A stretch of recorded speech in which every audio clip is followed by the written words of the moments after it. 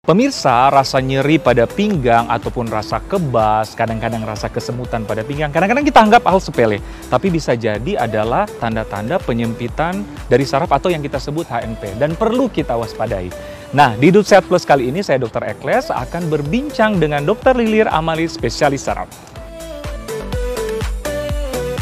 Kalau nyeri pinggang ataupun kesemutan bagian belakang, hati-hati saraf kejepit. Apakah benar demikian, dokter? Ya, jadi nyeri pinggang itu salah satu penyebabnya adalah HNP atau saraf kejepit. Jadi tubuh kita ini disangga oleh ruas-ruas tulang belakang ya, dari tulang belakang mulai ya? Leher, punggung, pinggang hingga ke tulang ekor. Di antara ruas-ruas tulang belakang itu ada bantalan namanya diskus intervertebralis. Baik. Dia terdiri dari cincin ya, cincin yang kuat, di tengahnya itu ada bantalan berupa soft gel. Gunanya untuk meredam benturan tadi dan supaya gerak kita fleksibel. Kenapa tuh terjadi saraf kejepit? Jadi saraf kejepit itu terjadi apabila si diskusnya tadi itu, nukleus pulposusnya keluar dari tempatnya. Dan dia menekan saraf-saraf yang ada di sekitarnya. Oke, karena menekan otomatis pergerakan ataupun fungsi sarafnya terganggu ya, Iya, dokter ya? jadi memang ada gejala-gejala yang khas di HNP ini. Nah, yang sering terjadi itu paling sering adalah di HNP di bagian lumbal atau di bagian punggung. Punggung ya, dokter ya? Ya. Oke. Gejala khasnya itu adalah nyeri yang menjalar dari pinggang atau punggung, turun ke bokong, ke paha, lalu ke tungkai. Disertai dengan rasa kesemutan, kebas, terus bisa juga kelemahan tungkai, atau bahkan juga gangguan buang air kecil. Pemirsa, tim Hidup Sehat Plus sudah mengumpulkan 5 kegiatan sehari-hari yang katanya bisa mencetuskan HNP. Nah, yang pertama mengendarai motor, dokter. Apakah benar demikian, dokter? Jadi sering banget ya kalau mengendarai motor kita merasakan nyeri pinggang. Nah, kenapa seperti itu? Karena postur anatomis dari mengendara motor itu kurang bagus ya, kurang dalam posisi netral. Oke, gini kan ya, dok? Ya, jadi begitu kita tegang, duduk seperti itu tanpa sandaran. Tanpa sandaran? Ya, duduk dalam waktu yang lama, tanpa sandaran, lalu juga misalnya nih, lagi berhenti, kita akan menopang berat motor dengan satu kaki. Ya kan? Itu akan memberi beban yang berlebih di tulang punggung bagian bawah terutama. Yang lama-kelamaan bisa juga berisiko HNP. Nah, terus apa solusinya, dokter, bagi pengendara motor? Ya, ada kan yang pekerjaan sehari-hari ya memang harus dengan menggunakan motor. Solusinya gimana, dokter? Ya, jadi yang pertama dipilih motor yang sesuai ya. Jadi maksudnya tingginya sesuai. Jangan kalau misalnya kurang tinggi terus pakai motor yang besar. Itu juga. Jadi jangan yang terlalu berat. Lalu juga misalnya motornya juga jangan terlalu lama. Jangan terlalu lama untuk duduk mengendarai motor. Oke. Berapa lama disarankan segitu? Ya, disarankan jangan lebih dari 2 jam. Jadi setiap 2 jam disarankan turun dulu, untuk berhenti dulu, stretching dulu ya, betul. Baru lanjut lagi mengendarai motor. Yang kedua adalah bersepeda. Nah, ini lagi digandrungi sejuta umat, bergoes-goes ria, dokter. Bener banget. Katanya bisa juga mencetuskan HNP, dokter. Ya, jadi mencetuskan nyeri pinggang ya. Jadi kalau kita ingin bersepeda, itu ada tips-tips supaya postur kita tetap bagus dan mengurangi resiko HNP. Nah, seperti apa, dokter? Yang pertama, tentu kita harus menyesuaikan tinggi badan kita dengan tinggi sepedanya ya, tinggi sadelnya. Lalu diukur jarak antara saddle dan juga stang. Nah, usahakan dalam memegang stang ini jangan terlalu kaku, terlalu kaku ya, relax saja. Lalu juga ketinggian stangnya ini jangan ada yang sangat tinggi berbeda jauh dengan saddle ya. Jadi ada yang ke atas seperti ini atau yang juga ke bawah. Iya, itu kan ada ya model-model sepeda yang kekinian seperti itu. Nah, itu akan memberi tekanan yang berlebih pada tulang belakang kita. Nah, kalau penggunaan handskun? Penggunaan sarung tangan ya. Penggunaan sarung tangan yang nyaman itu bisa mengurangi getaran dari sepeda ini juga. Itu juga boleh diperbolehkan. Ingat tapi jangan terlalu ketat ya. Selain itu tadi posisi dari punggung. Ya, posisi punggung juga jangan tadi ya terlalu menekuk ya seperti ini. Lalu juga posisi kepala. Posisi kepala jangan terlalu mendongak. Ya, jadi dagu ditarik lebih ke arah dada seperti itu ya. Baik. Jadi jangan terlalu gini ya, dok ya? Iya, jangan terlalu mendongak. Lalu yang terakhir adalah posisi kayuhan. Posisi kayuhan ini penting banget ya, dokter Ekles. Berayun, ya. Tadi jadi harus saddle itu memang benar harus sesuai dengan tinggi badan kita sehingga tidak terlalu menekuk seperti itu kakinya ya, dan bisa lurus waktu mengayun. Mengayun bisa lurus, tidak ada Iya. tetukan seperti ini. Betul sekali. Dan mungkin ini ya dokter, beristirahat mungkin setelah 1 jam atau setelah 1 jam 2 jam itu kita harus melakukan peregangan atau stretching.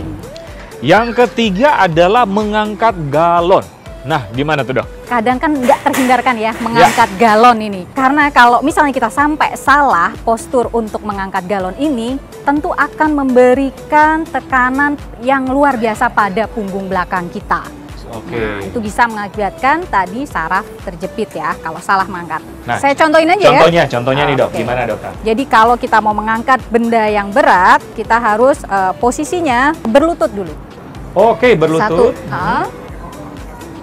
Satu lutut begini ya, Ya. satu depan, satu belakang begini. Dekatkan Galon. badan kita sedekat mungkin dengan si Objeknya objeknya. Ya, udah seperti ini ya. Oke.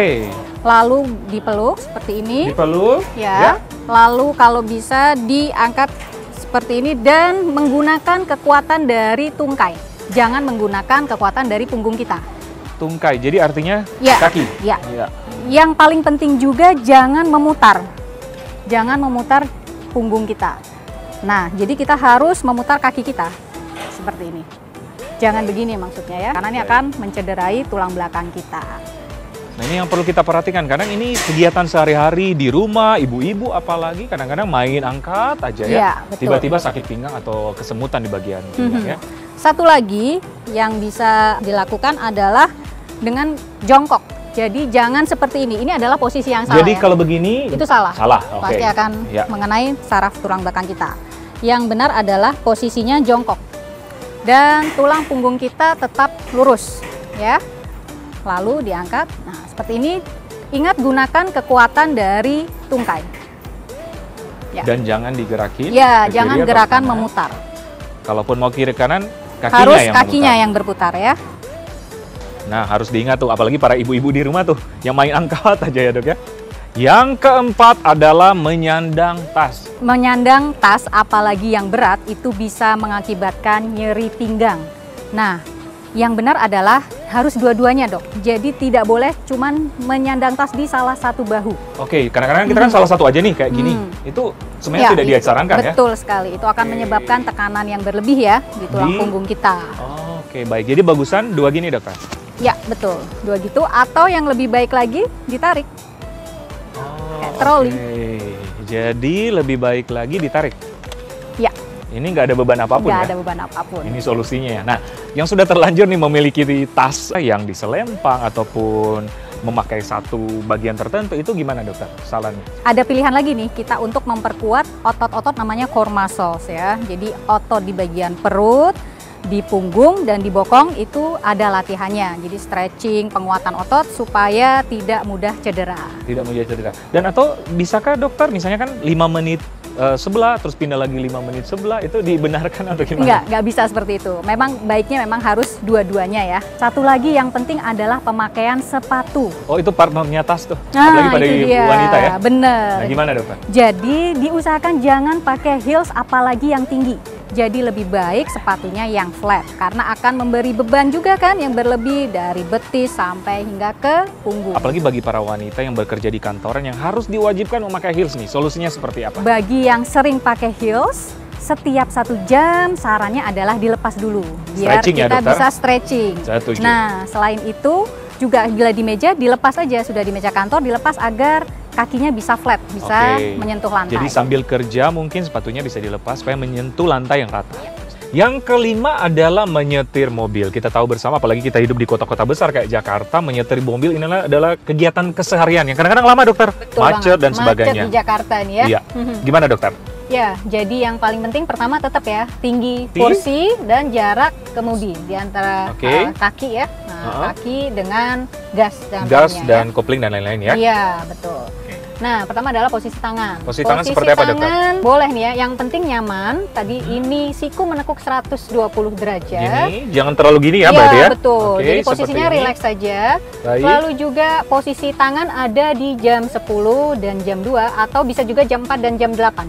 Di sini. Iya, tergantung tingkat kenyamanan masing-masing aja. Baik. Lalu Terus? setelah itu yang harus perhatikan lagi adalah posisi punggung. Punggung ya? Ya, posisi punggung itu sekitar 100 sampai 110 derajat lah. Jadi jangan terlalu tegak sekali. Nah, itu memang agak 10 sampai 20 derajat ditidurkan sedikit. Seperti ini bisa ya, dok? Ya, betul. Ini sudah benar ya.